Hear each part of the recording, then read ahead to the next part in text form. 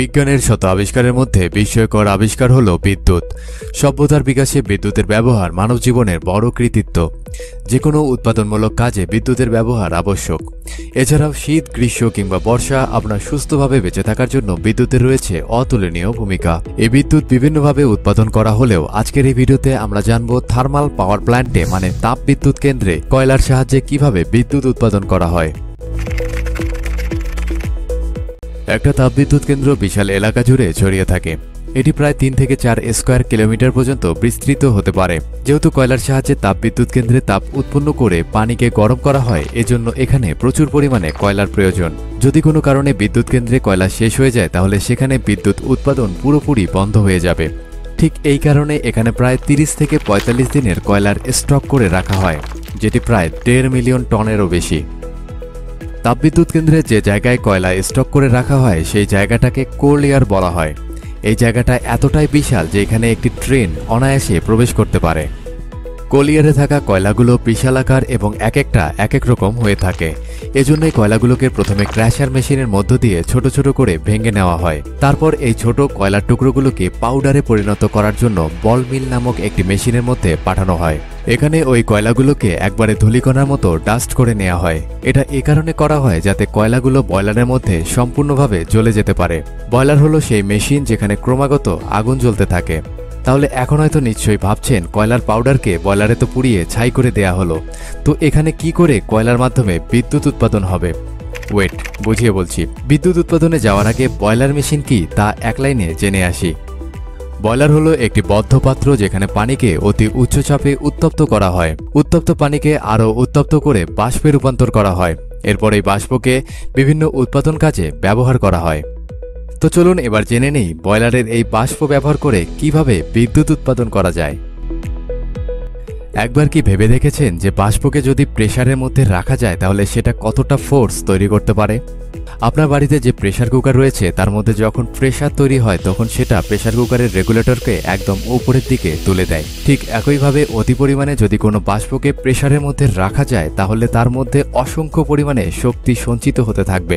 আর ঠিক এই শক্তিকে কাজে লাগিয়ে তাপবিদ্যুৎ কেন্দ্রে বিদ্যুৎ উৎপাদন করা হয়। তাপবিদ্যুৎ কেন্দ্রের একটি স্থানে একটা বিশাল বড় টারবাইন বসানো থাকে, যার সাথে সংযুক্ত থাকে একটি মোটর। আমরা সবাই জানি মোটরে বিদ্যুৎ প্রয়োগ করা হলে মোটর ঘুরতে থাকে, কিন্তু আপনি কি জানেন এই মোটরকে যদি উল্টো দিকে ঘোরানো যায় তাহলে সেখানে বিদ্যুৎ তৈরি হয়? ঠিক এই সূত্র মেনেই আপনার বাড়ির কিংবা অফিসের জেনারেটর কাজ করে। এখন কয়লার ডাস্ট পুড়িয়ে বয়লারে যে বাষ্প তৈরি করা হয়েছিল সেই বাষ্পকে ওই টারবাইনের মধ্যে খুব প্রেসারে প্রয়োগ করা হয়। এর ফলে টারবাইনটা খুব দ্রুত গতিতে ঘুরতে থাকে এবং ওই টারবাইনের সাথে যুক্ত থাকা মোটরটি প্রায় 3000 আরপিএমে ঘুরতে শুরু করে এবং বিদ্যুৎ উৎপাদনের প্রাথমিক ধাপ সম্পূর্ণ করে। এবার এখান থেকে যে বিদ্যুৎ উৎপন্ন হয় সেটা চলে যাবে একটি ট্রান্সফরমারে। এই ট্রান্সফরমারটি মূলত স্টেপ আপ পাওয়ার ট্রান্সফরমার হয়ে থাকে। এই স্টেপ আপ পাওয়ার ট্রান্সফরমার উৎপন্ন হওয়া ভোল্টেজকে অনেক গুণ বাড়িয়ে দেয়, যা প্রায় 2,20,000 ভোল্ট পর্যন্ত হয়ে থাকতে পারে। এটা এ কারণে বাড়িয়ে দেওয়া হয় যাতে করে বিদ্যুৎকে তারের মধ্য দিয়ে বিভিন্ন এলাকায় বহুদূর পর্যন্ত পৌঁছে দেওয়া যায়। এরপর যে এলাকায় বিদ্যুৎ পাঠানোর দরকার হয় সেখানে স্টেপ ডাউন ট্রান্সফরমার লাগিয়ে ওই ভোল্টেজকে কমিয়ে আনা হয়। এরপর এই বিদ্যুৎকে বাসাবাড়ি সহ বিভিন্ন অফিস আদালতে পৌঁছে দেওয়া হয়। ঠিক এ কারণে যে জায়গায় বিদ্যুৎ তৈরি হয় সেখানকার পাওয়ার ট্রান্সফরমার থেকে ওই এলাকাতে বিদ্যুৎ দেওয়া হয় না, তার কারণ এর ভোল্টেজ অনেক বেশি থাকে। এবার আরও একটি বিষয় জানিয়ে দেই, যে বাষ্পটির সাহায্যে টারবাইন ঘোরানো হয়েছিল সেটা কোথায় যায় এবং যে কয়লা পুড়িয়ে বাষ্প তৈরি করা হয় সেই কয়লার ছাইয়ের শেষ পরিণতি কি হয়। বাষ্প যে টারবাইনগুলোর মধ্যে পাঠিয়ে বিদ্যুৎ উৎপাদন করা হয় সেই টারবাইনগুলোর নিচে একটি ওয়াটার চেম্বার থাকে। বাষ্প টারবাইনের মধ্যে ঘুরতে ঘুরতে যখন ঠান্ডা হয়ে যায় তখন সেটা পানিতে পরিণত হয়ে ওই চেম্বারের মধ্যে জমা হতে থাকে এবং পুনরায় বয়লারের মধ্যে সেই পানিকে পাঠিয়ে আবার ব্যবহার করা হয়, মানে আবার গরম করে আবার বাষ্পে পরিণত করা হয় এবং আবার টারবাইনে পাঠানো হয়। তাপবিদ্যুৎ কেন্দ্রের মধ্যে বড় বড় চুলার মতো একাধিক কুলিং টাওয়ার বসানো থাকে। যদি আপনি কখনো তাপবিদ্যুৎ কেন্দ্র দেখে থাকেন তাহলে দূর থেকে দেখতে পারবেন সেখানে বড় বড় চুলার মতো যে সমস্ত টাওয়ারগুলো থাকে তার উপর থেকে অনেক পরিমাণে ধোঁয়া বেরোয়। তখন হয়তো আপনার মনে হতে পারে যে ধোঁয়াটা বেরোচ্ছে এর থেকে তো প্রচুর পরিমাণে পরিবেশ দূষণ হচ্ছে, কিন্তু না, এগুলো আসলে সেই বাষ্প যেগুলো পুনরায় বায়ুমণ্ডলে বাতাসের সঙ্গে মিশে যায় এবং এর থেকে কোনো পরিবেশ দূষণ হয় না।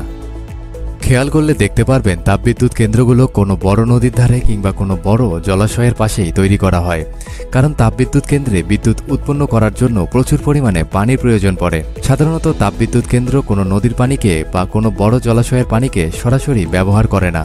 নদীর পানিকে পাম্পের সাহায্যে তুলে তাপবিদ্যুৎ কেন্দ্রের নিজস্ব রিজার্ভার বা জলাশয়ের মধ্যে স্টোর করে রাখা হয়। তারপর এই পানি থেকে দূষিত পদার্থ এবং মিনারেলগুলোকে বের করে নেওয়া হয়, যাতে পানির মধ্যে H2O ছাড়া অন্য কোনো ম্যাটেরিয়াল না থাকে।